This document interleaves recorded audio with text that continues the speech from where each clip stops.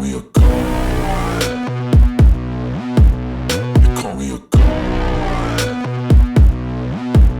They call me a god. They call me a god. Let's go. I'm about to go off like a weapon. Fuel to the top, gotta fill up engine. In my thoughts, Welcome back, Fins fans. Hit that like, hit that subscribe. Today we got a couple of things we're going to talk about. First off, Bobby Wagner just released from the Rams. I think it was a mutual agreement. I think that the Rams are not in a position to win, I guess. And, you know, Bobby Wagner's getting up there in age. He wants to be on a team that's going to win. You know, that's what every player at that age is trying to do. And I think that that's why they mutually parted ways. And what it looks like is that Bobby Wagner was the one that initiated this. He was the one that said, you know, honestly, I want to be at a winning team. And the Rams, you know, even though they won the Super Bowl, they are way far off. And I think it was just one of those things that he's like, let's just, you know, call it an even trade. You save on the cap, I'll save on being on this team, and we'll part ways. So Bobby Wagner is available, and I'm like, bro, I mean, I like the linebackers, but dude, Bobby Wagner has been one of the best, if not the best, linebackers in the game since he's gotten to the league with the Seattle Seahawks. He's just a stud. He's a thumper. He's intelligent. He can run stuff. He can pass protect. I mean, he is like the perfect linebacker. I mean, honestly, out of my newest generation, he's probably the best linebacker that has been in the NFL since Ray Lewis. You know, I mean, the guy has just been a difference maker every time he takes the field. So I think he would be asking for somewhere close to what he would, you know, was going to be getting, which was, I think they had a 4-year or 5-year, $50 million deal. So I think maybe, you know, we can try and get him for a 3-year, maybe $30 to $35 million deal, you know, get a lot of guarantees up front. And I think that would just be a solid addition. You know, we need a linebacker. We need a linebacker bad. And, I mean, you just look at his stats. You look at what he's done in his career. I mean, he is the perfect guy to come in, not only make an immediate impact, but teach the younger guys how to be great linebackers. You know, give them all the wisdom that they need, like Channing Tindall or even Jerome Baker. Jerome Baker's still relatively a young guy. You know, you can tell him what he needs to do and teach him. Just like part of the reason why our offensive line was a little better is I think having, you know, Teron Armstead on our team. It was just one of those things that he was teaching the younger guys how to be as good as him. Even though he wasn't on the field, he was still making an impact. So, again, Bobby Wagner, I mean, guy is just going to be a stud linebacker no matter where he goes. I really hope that the Dolphins consider picking him up, you know, and we'll see what he wants to do with the price tag. You know, there's a philosophy of when you're going to a winning team, take that kind of pay cut so that you can be on a team that you think can win the Super Bowl. And I think that will be part of the option when we're discussing a contract with him in free agency, is that, dude, look at us. We're on our way up, and I think it's a solid team to play for, you know. So we'll see what happens with Bobby Wagner. Just got released, so I think that's something that the Dolphins should target. But now shifting into what's going to kind of blend into what we're going to talk about in this video, Jordan Poyer has said that he is good friends with Tua, and Tua's birthday is going to be on Saturday, which is today that we're making this video. So Jordan Poyer is going to be at the birthday party.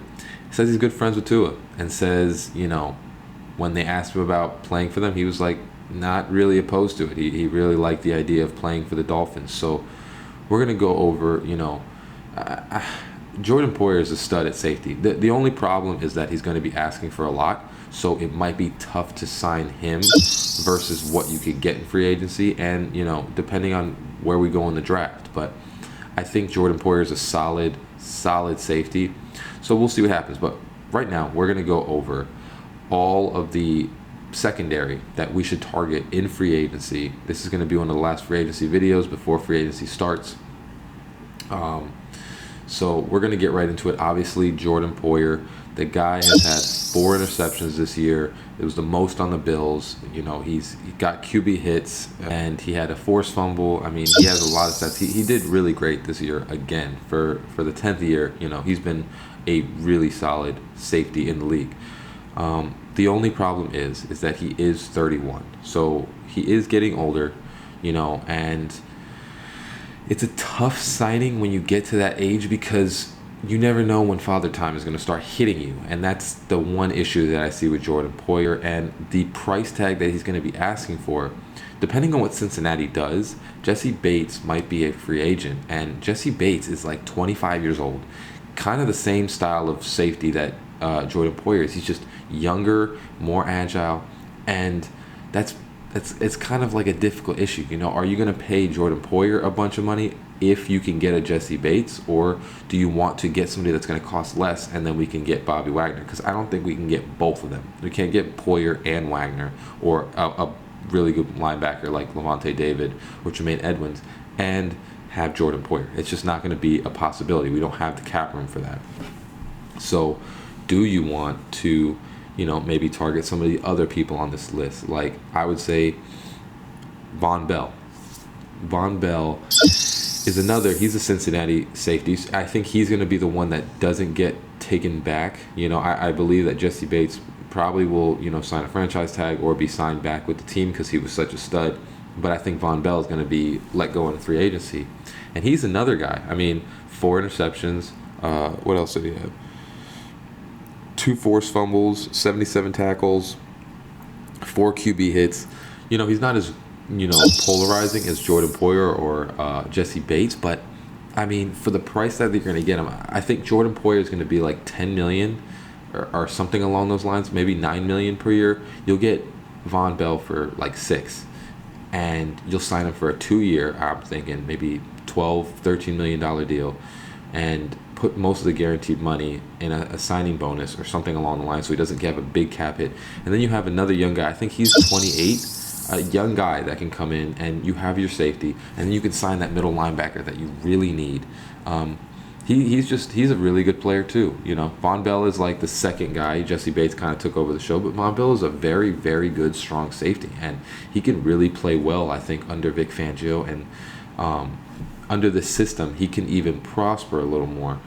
Vic Fangio is the mastermind. So any player that's a safety that's going to come to this team, especially when they're paired up with Javon Holland, is going to become better than they were on their past team, on their previous team. And Von Bell was already really good on his past team. So if you upgrade him with the coaching staff that we have and all the coaches that we are getting, the guy is going to be a really good safety tandem along with Javon Holland.